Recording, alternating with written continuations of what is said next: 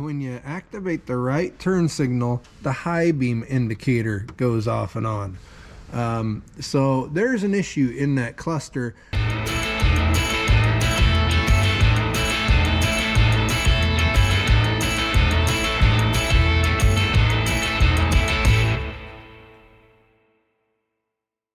Welcome back to the channel. I almost forgot to make vidya. We are finishing up on the Blazer. We are just about done. It runs wonderfully. You know all that, but we've got issues, electrical bugs and issues in the dash because of here, this guy. This is not supposed to be like that. So we are going to replace the turn signal switch assembly in the steering column here, and I was getting after it, I'm telling you.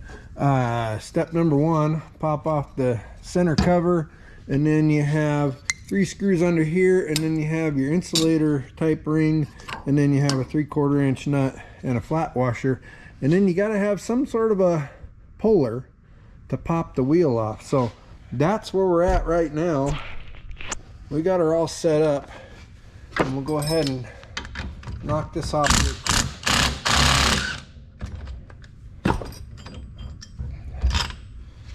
Set that aside, and then we're into the horn ring.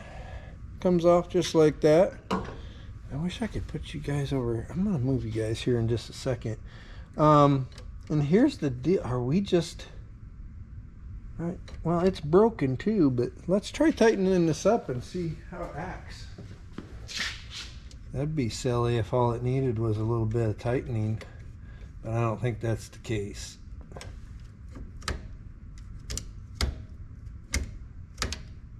Huh. All right. We're gonna turn the key on and see what happens here. All right, what do we got going on here? Ignition.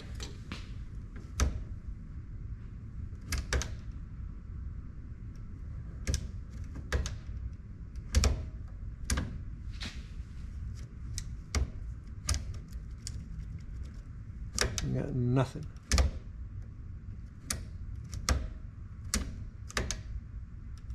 It's really gummy, and it's broken here, but it's not as bad as I thought it might be. All right, we're gonna have to do a little investigating. We've got issues with the high beam light staying on. I think we still have, yeah, we've got some stuff going on, because we've got, here, I'll show you. We've got left turn signal light on here. We've got high beam light on here, and I used to be able to jiggle this, and it would make those things act up.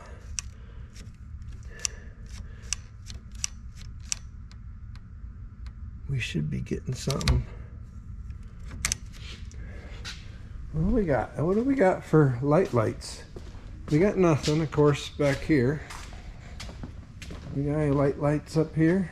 Nothing on the side marker. Nothing in the grill. Nothing over here. Now I know we do have headlights. I suppose we should probably double check our fusies. Oh, we got no headlights now.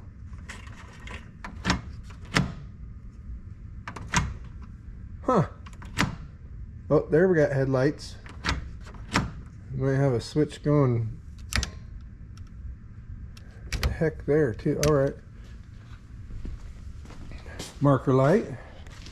Tail light, tail light. Oh, whoo, another marker light. Or could it be? Marker light, headlight, no marker light, marker. Oh gosh, we're like 90% on our park lights and headlights. All right, let's I'm gonna double check fuses here quick, and then we'll bring you back. All right, so on these rides, here's your connector coming out of your turn signal switch, and so that all goes to the switch and makes things, you know, there's purple. We got power on the purple wire going in, and we've got power on Well, if with the lights on, we should have power on the black wire, or on the brown wire, sorry. So, and then outputs, dark blue and light blue, go to your turn signals. So let's try jumper in this real quick. We're gonna go purple. We've already checked for power there. Clippy there. And then we're gonna go to, don't hear anything there.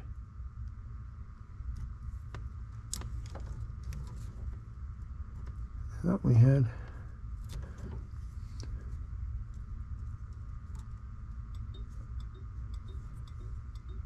We get a clicky.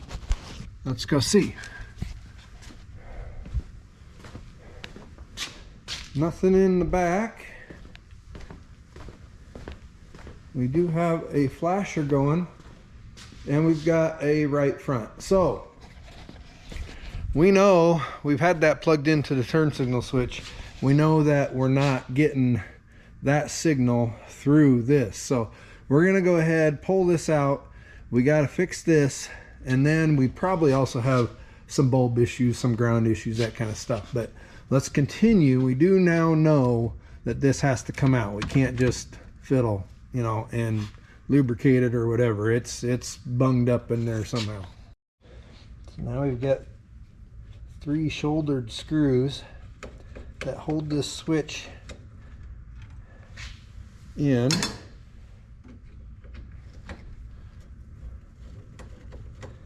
We've got our key off, and then we should have something. Our hazard switch is broken, so we don't have to worry too much about that guy.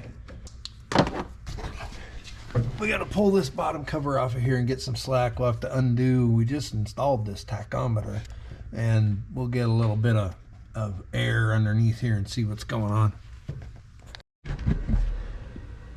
Now, before we tear into this too much more, we've got our new switch assembly here, and this is a later model kind of switch, and then they give you this little pigtail adapter with the early model connector. But we can, since we believe we've got a bad switch, we can come down here and kind of do a little experimenting. It doesn't have to be in the column. So we're plugged in. We'll turn the key on. Okay, we've got clicky now. We've got the high beam flashing. I've got a theory here. Let's check though. Okay, we got a right rear flashing too fast, and we've got a right front flashing kind of fast, but it's more than what we had. Now let's flicker over to the other side.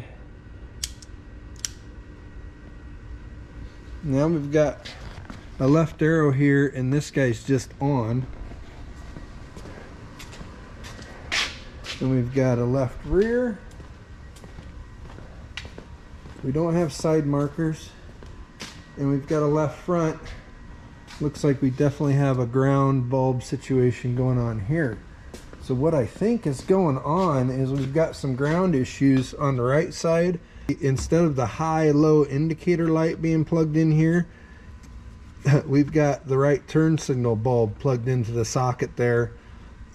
If that's possible, I don't know if this is one of those laminated sheet connections or not, but this should be going over here. So we'll reach up there and look up in there and see what's going on. But we're making headway. We do need to go ahead and get the switch out. So we'll go ahead and tear that off. We know we're on the right track. Okay, we're on the road to progress again. We can pull the turn signal switch up and out, and then you've got this little plastic insulator bushing. It comes out, and then on these older ones, there's no more screws in here for this. This clocks on here with 3 little ears. These little 3 little ears right here, and it comes out. So then, what we got going on here? We're gonna have to get this collar off, and he should just slide. Now I'm making even more headway. And then our wire loom should unclip from here. There we go. Just have a little metal hider for the wires. And then it's just a matter of fishing this through here. So now we're stuck a little bit. I talked too soon maybe. There, let's hung up on something. Oh, we're just, yeah, we're just hung up is all. There we go.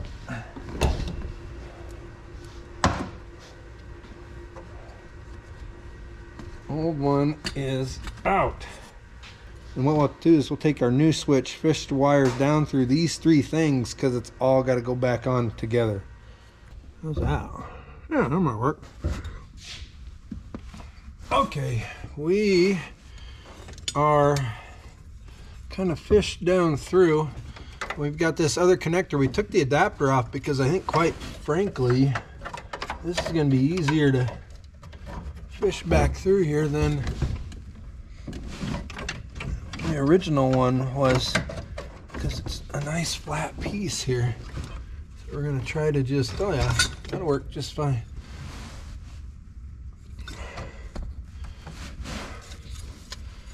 And we've got, we'll have to come up and hide our wires here.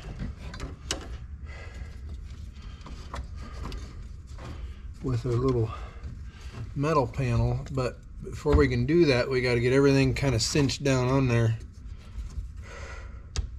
so we know we take all the slack out of those wires.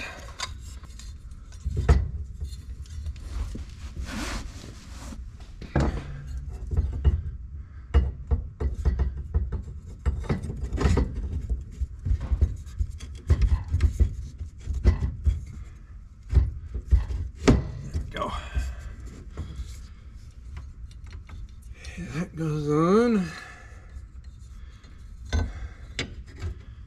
and then we gotta get our wires through here, and then this guy should go on.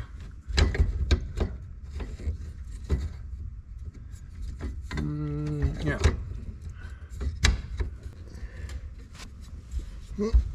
There we go.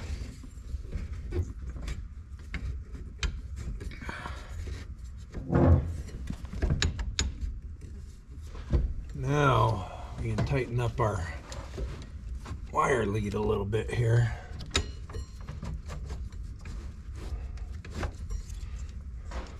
Let's put our, I believe this little guy's kind of sort of homemade, this little bushing here, but it seems to work.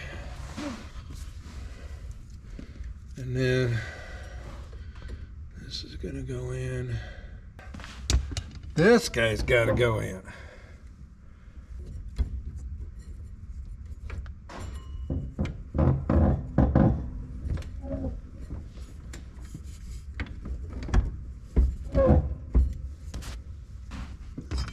Now we can put our switch in here.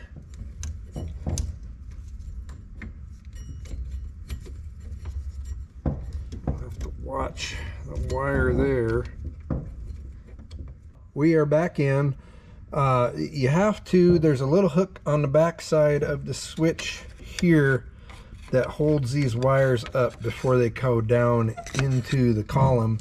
And then you just kind of got to finagle because you have your hazard switch that sticks out over here. And then we kind of pulled her down tight with the screws. Everything's happy. We're going to go ahead and put the little wire hider on under here and finish this up. All right, we got updates. We still have some dash lighting issues that we're going to dig into a little bit, not much. But when we turn the key on, well, number one, the temp gauge pegs every time. And then high beam light illuminates and the left turn signal illuminates. We do have dash lights for the tack and for our 3 gauges and a little bit going on in the dash itself. But we do have good turn signals now. That one blinks.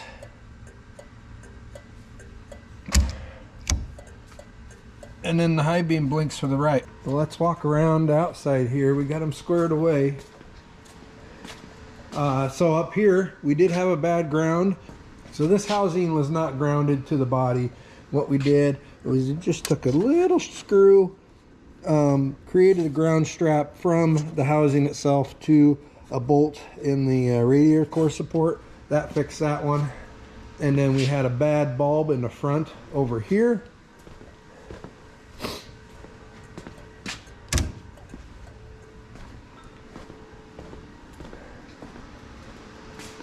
Now it's good to go. We got to put the lenses back in, and both the rears work. I won't turn the left one back on, but both rears are working. So we're going to fiddle with these dash lights just a little bit more. See if we can't get those to behave a little better. We got to put the column back together, and we're close to buttoning this bad right up, I think.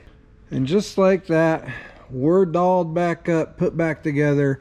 We got rid of most of our gremlins in the dash. We don't have anything glowing anymore, but we do still have, when you activate the right turn signal, the high beam indicator goes off and on. So there's an issue in that cluster, and it's been so long since I worked on one of these. I thought maybe they had the metal bulbs that clipped into the hole, and maybe they just put it in the wrong hole.